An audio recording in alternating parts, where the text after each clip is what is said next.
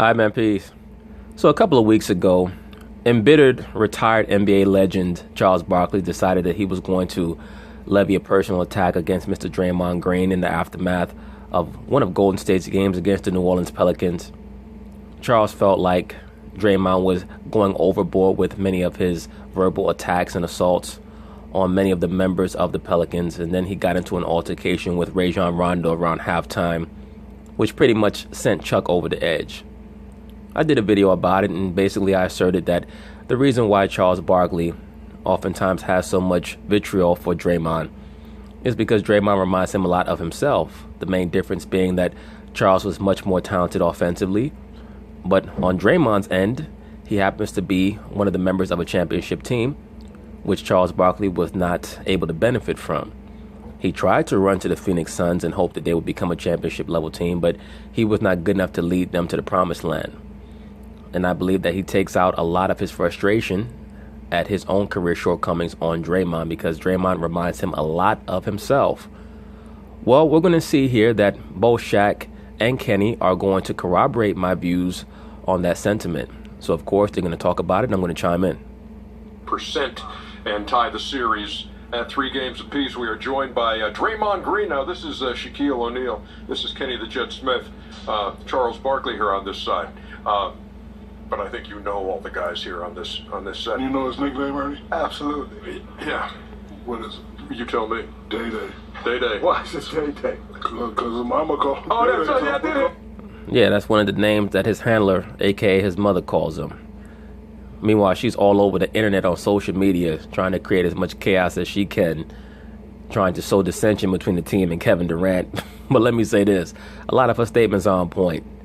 The Warriors have become way too dependent on Kevin Durant in the half court, and I blame Steve Kerr for that. But that's a whole other video.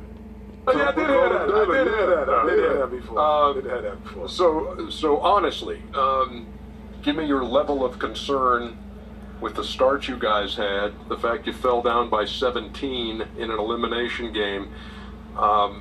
Is concern the right word, or was there doubt? I don't think there was ever doubt, but you have to be concerned when you're in an elimination game and you go down 17 points at home in the first quarter, because I expected them to go down big in that Game 6 at the start, because I believe that the Warriors, they take for granted the moment that they're living in right now. They really do. And a lot of these guys are going to look back 15 years from now and they're going to say to themselves, you know what? We really blew it in 2016. And if we don't win the championship in 2018, we blew it again, because we had the best team all the way from the 2014, 2015 season, most likely all the way into 2021 or 2022. And if you don't win as many championships as you can, you're going to look back in your career and say, yeah, we won 4, but we should have won 8. We should have won 7. So oftentimes they do take it for granted, and I think that Steve Kerr gives them a little bit too long of a leash. Another problem that they have is that, as I've already stated, Steve Kerr is a little bit too mesmerized by Kevin Durant. And Kevin Durant is not the alpha on your team. He's a weapon. You have to utilize him as such. You should not be running your offense through him. It also shows that Steve does not have quite the level of respect for Steph Curry that he probably should. quarter, because the effort wasn't there. You know, we gave up a ton of open shots and we weren't moving on offense. Everybody was just standing there. So that's the main problem that you guys are having throughout these playoffs, and it's because you're becoming too dependent on Kevin Durant. And so that's the level of concern, but I never had any doubt that we could overcome that if we locked in. You know, everybody in America wanted this, in the Western Conference Finals. Honestly, did you think it would be coming to a deciding Game 7? I didn't. I thought, we could have got this done earlier. I think in Game 4 we kind of gave a game away, and in Game 5 I think we gave a game away. Well, Draymond, here's the problem. If you guys give away multiple games in a playoff series, that means, number one, you have to give that other team a little bit of credit. Number two, you have issues with execution down the stretch of close games, and this has been a problem for you guys going all the way back to the 2016 finals, where if the score is close, palms get sweaty, and to quote Charles Barkley, they couldn't get a pencil up their rectum with a jackhammer. That's Charles says that, not me. He says that. There's no doubt, though. They deal with a high level of anxiety on that Golden State team when the game is close down the stretch of a highly contested playoff game. And a lot of it's because they don't really trust who they're supposed to run their offense through, that being Steph Curry. Could it be because he makes bad decisions? Yes, but if you're a high-level coaching staff, you have to work diligently with Steph off the court to help him with his decision-making, because he is the prime mover of that team, not Kevin Durant. But nonetheless, we know how good of a ball club they are, and we knew that it wasn't going to be easy. So, did you guys really think it wasn't going to be easy? I have a hard time believing that. I think that you guys did think it was going to be easy. I think that you guys thought you were going to win the series in 5 games. But the Iguodala injury really fucked y'all up, because it put you in a position where you have Kevon Looney out there trying to guard Chris Paul. Now, the Houston Rockets losing Chris Paul has kind of equalized things a little bit, because people truly underestimate how important Iguodala is in their half-court execution, both offensively and defensively. Never want to go to Game 7, but when you're down 3-2, you definitely want to go. Well, I just can't simply ignore this. Well, Kenny Smith is about to try to initiate some type of confrontation between Draymond Green and Charles Barkley. So let me also say this before he goes there.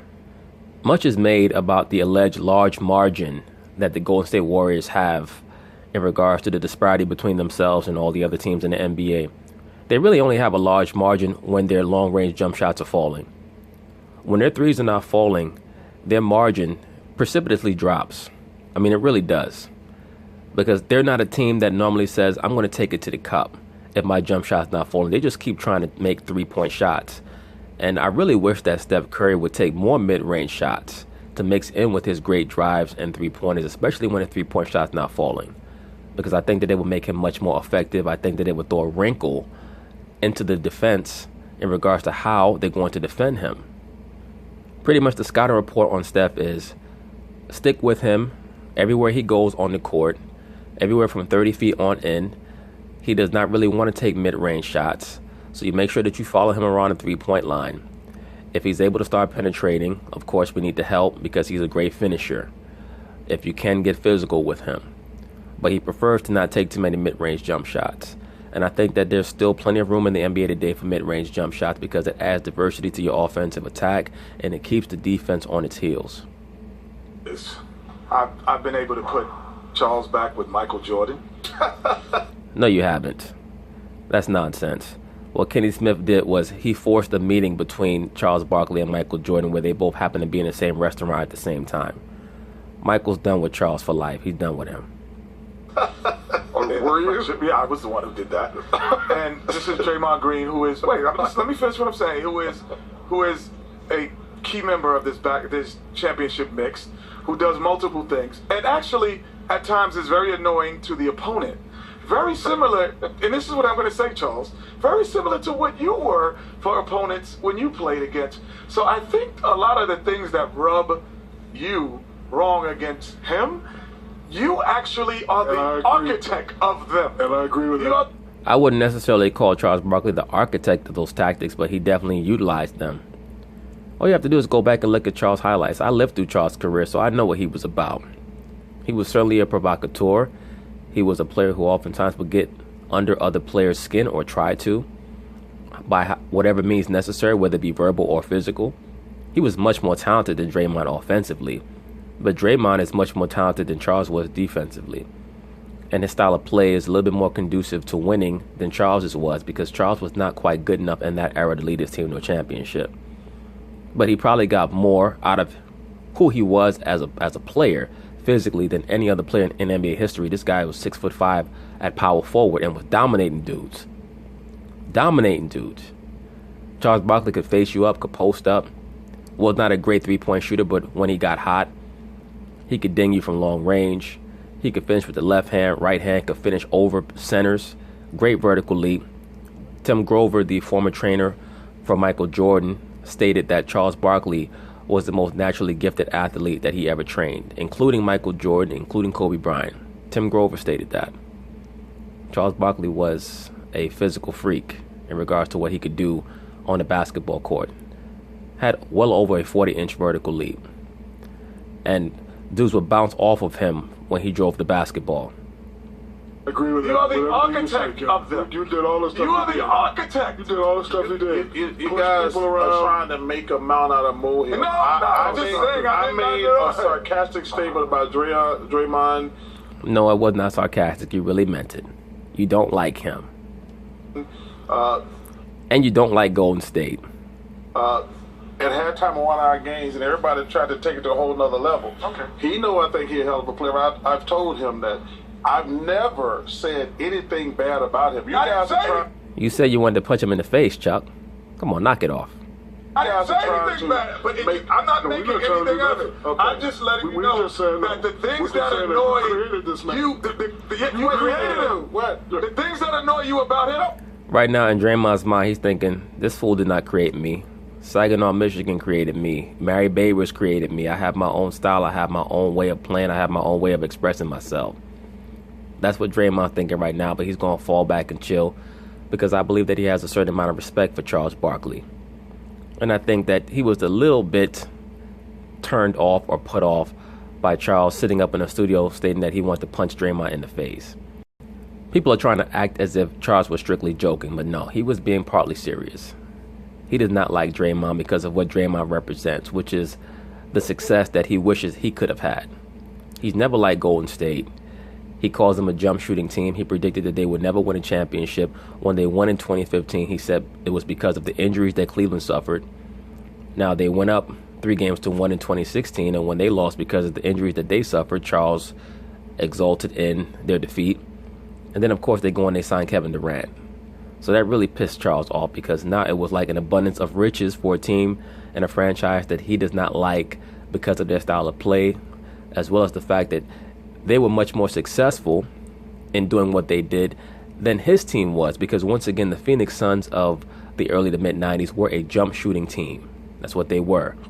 They just happened to have Chuck at the hub of it. No, you did. I have people who have said to me, like, do when you and Draymond see each other, I said, dude, number one, we bumped each other a few times, but we say hello and then we move on. And besides that, you bump into Draymond, you ain't going to do shit but get your ass whooped if you try to take it to that level, Chuck. Let's be for real. There's no show. Okay, then what annoys you by that? You said it. Well, you asked Kevin Durant tonight. What annoys you? Is Draymond as annoying? And Draymond, and you say, and you get the answer. Yeah. When he says what annoys you, you could say if he actually did those things when he played. Okay, what annoys you? Number one, he's never committed a foul.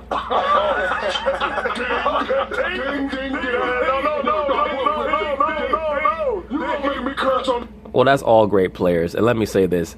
Charles Barkley was one of the NBA's leaders in technical fouls back in the mid-90s. He and Gary Payton and Dennis Rodman and Karl Malone would oftentimes be the league leaders in technical fouls because they would always complain about foul calls, but especially Charles. Charles would curse the hell out the refs back then. Curse on national TV. Yes, you did. Go ahead. What else? That pretty much it. All right. What about physicality? When he what now? When he pushes and shoves guys out the way. He knows what he's doing too. Ding, ding, ding, ding. Of course he knows what he's doing, but what Draymond and Charles do have in common is that they almost every night go up against opponents that are bigger and taller than them. So they have to compensate for it by having an excessive amount of competitive zeal. If Draymond did not have that edge that he plays with, he would not be in the NBA. He knows it. He's trying to physically impose his will. I have no problem with the way he plays. I just said sometimes when he starts yelling and screaming or he doesn't admit he committed a foul, it drives me nuts. Okay. Of course, because he's like the annoying son who's too much like his dad. That's why. He's a lot like you, Charles Barkley. Of course, there's a disparity in natural talent, but that's the reason why he's upset with Draymond. Okay. And let me tell you, and I've said he would be a perfect guy to play with, but he would be annoying to play against. Well, that's why I call him the modern-day Dennis Rodman or Rasheed Wallace or Ron Artest. There's players like that that come into the league basically every 7 to 8 years. They know that their niche is to be a junkyard dog, and that's what they do. Yes, okay. And, of course, Rasheed Wallace was a hyper-talented guy. I wouldn't necessarily call him a junkyard dog type of player, but he was someone who played on that edge. Okay. Well, how do you take it? I got a question. Let's look at let the guest. Let him speak. Okay. To be honest with you, I don't think any of us in the NBA has committed a foul. No one likes when the referees call a foul on them, but I can't get bad with that at times, and my mom always reminds me of it. My grandmother was saying my uncle was really hard on me about it, so, I could understand that. nonetheless, it's much respect from my way. Thank you. Let me ask you a question. Did y'all make a conscious effort? This is just basketball related. Number one, I think you do a hell of a job. I apologize for saying I want to hit you. I was wrong for saying that. Okay, but you meant it, and you even said when you apologized that you meant it, Chuck. I'm Michael Jordan, and now I got them together. So I'm gonna get you and Tiger back too.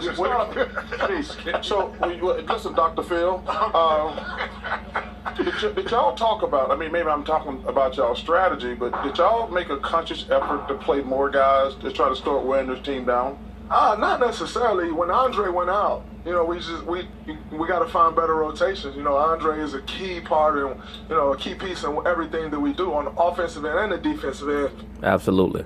Defensive end, and with him going down, you just got to try to find a bunch of different rotations. Looney's not used to playing 30 minutes a game. Mm-hmm. Jordan Bell isn't used to playing those amount of minutes, and so you got to kind of stagger those guys and try to keep them where they're comfortable and where their level of conditioning is. And so, let me say this: it's going to be very interesting.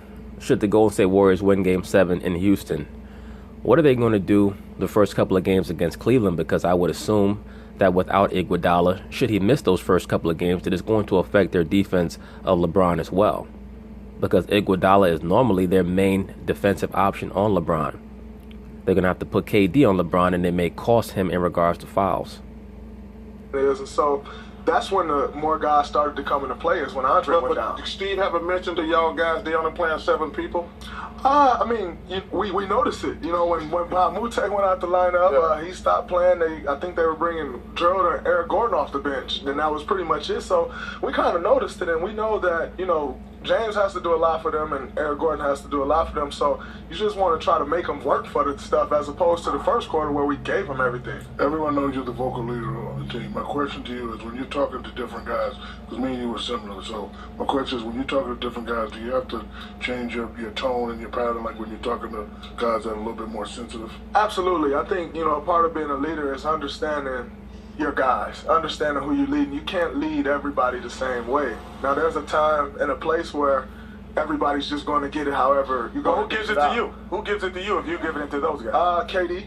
Okay. KD will come at me a lot. Steph will tell me to lock in. He don't really yell, but KD really goes at me a lot. Okay, so let's look at Monday night.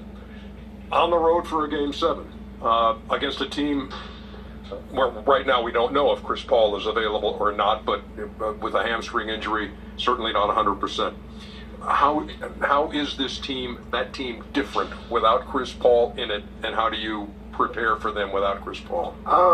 We have to prepare like Chris Paul is going to play. Every time we face these guys, you just got to think he's going to play. But Chris is their floor general. I think he's the general of the team. James Harden is definitely the best player, but Chris, I think, is the head of the snake. And so we have to prepare like he's going to play, but they are different without him, and we understand that, but that can't be our focus going into the game. They have enough guys who's more than capable, and we got to try to stop those guys as well.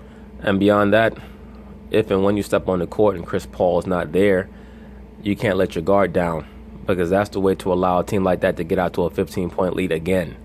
Those guys as well. Last one. What's really interesting about this series, you guys have only played well maybe a game and a half out of the 6 games.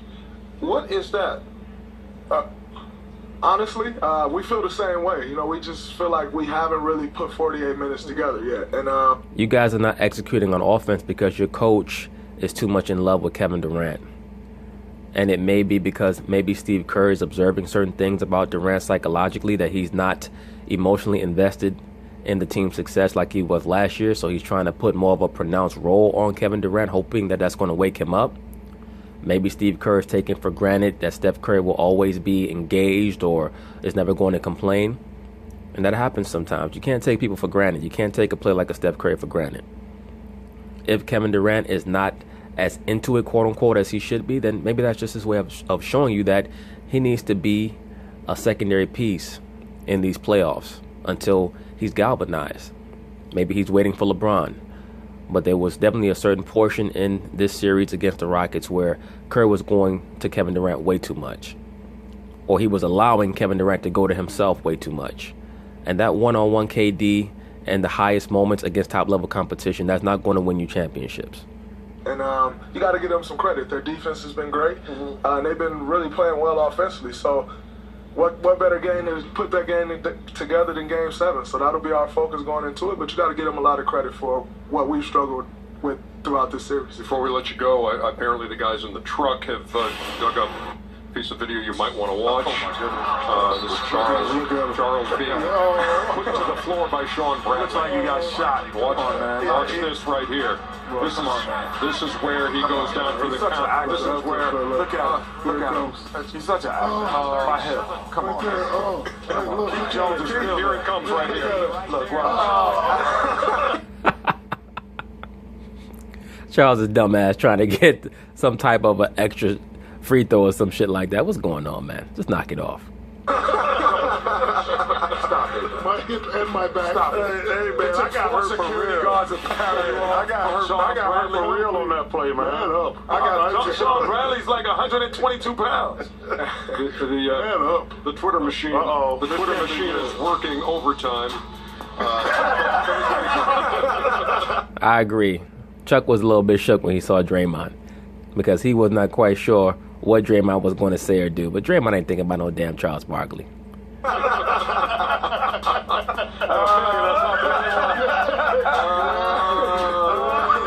love it. So we're going to be on the postseason. Oh, this is good. No need for anybody to be nervous. It went swimmingly. Draymond Green, thanks a lot for coming up, man. We'll see you Monday in Houston. But anyway, it's good to see Draymond take the high road in regard to Charles Barkley. And oftentimes you'll see that dynamic where people of an older generation, they're resentful over things that they were not able to accomplish while they were in their prime. And they try to take it out on younger people. So kudos to Draymond for seeing it for what it was and flying above it. But anyway, peace.